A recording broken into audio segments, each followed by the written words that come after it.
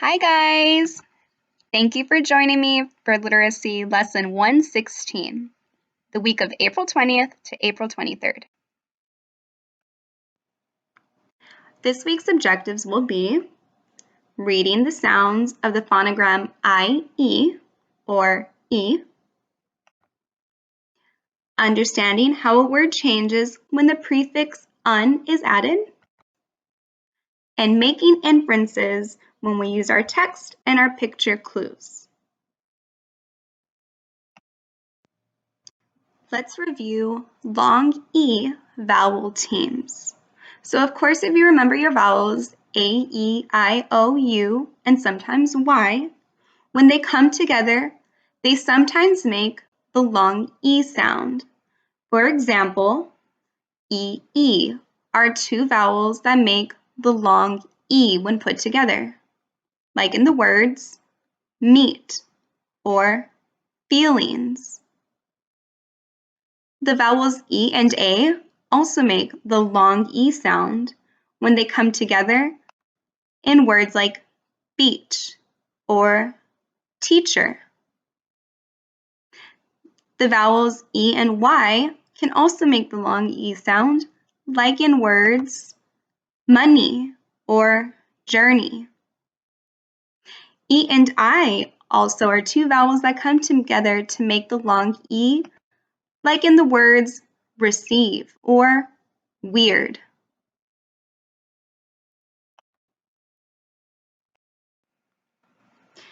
The phonogram that we'll be focusing on this week is I-E.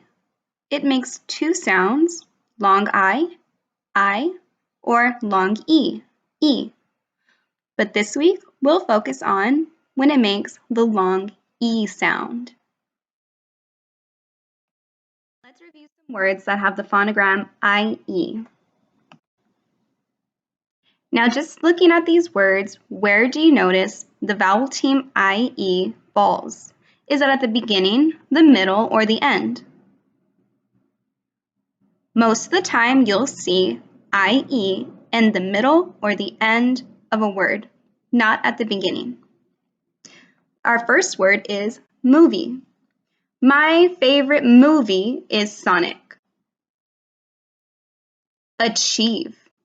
Many BASIS students want to achieve high grades in school. Thief. The thief was caught and returned the stolen jewels. Some other words are shriek. Shriek is a synonym for scream. Field.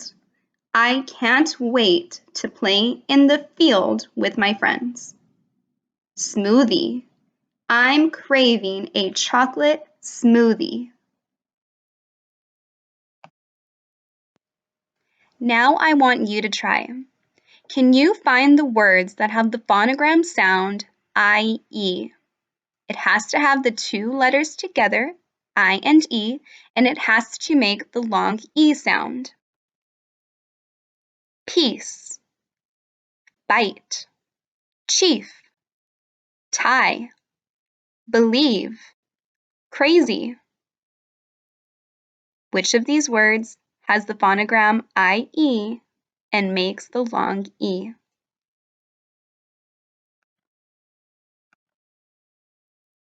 Piece, like a puzzle piece. I-E, and it makes the E sound. Bite has an I-E, but they're not together. Chief has the I-E. There's one more. Can you find it? Is it tie, like you tie your shoes? No, because that makes the long I sound. Believe. It has the I-E, and it makes the long E sound. What about crazy? It doesn't have the I-E. In case you need a refresher on what a prefix is, let's review. Prefixes are letters that come before the beginning of a word. Suffixes also come at the end, but both of those change the meaning of the word.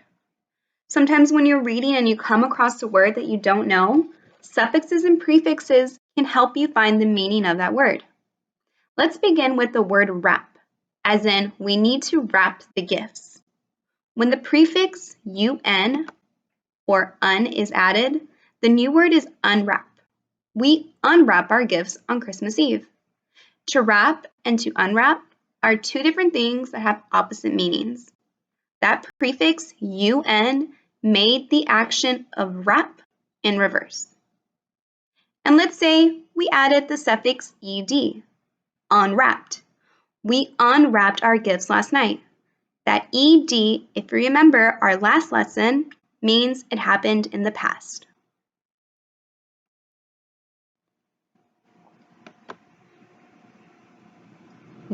un, un. Un is a prefix that changes the meaning of the word to the opposite. It can also mean not.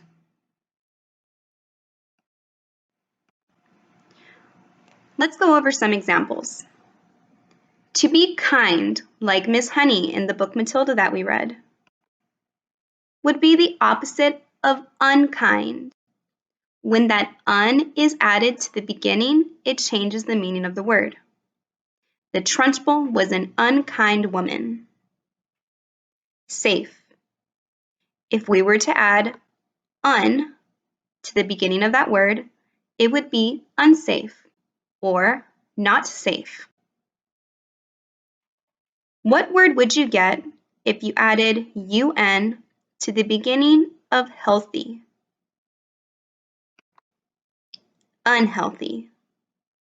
A donut would be unhealthy, whereas an apple would be healthy. If we were to add un to equal, what word would you get? Unequal.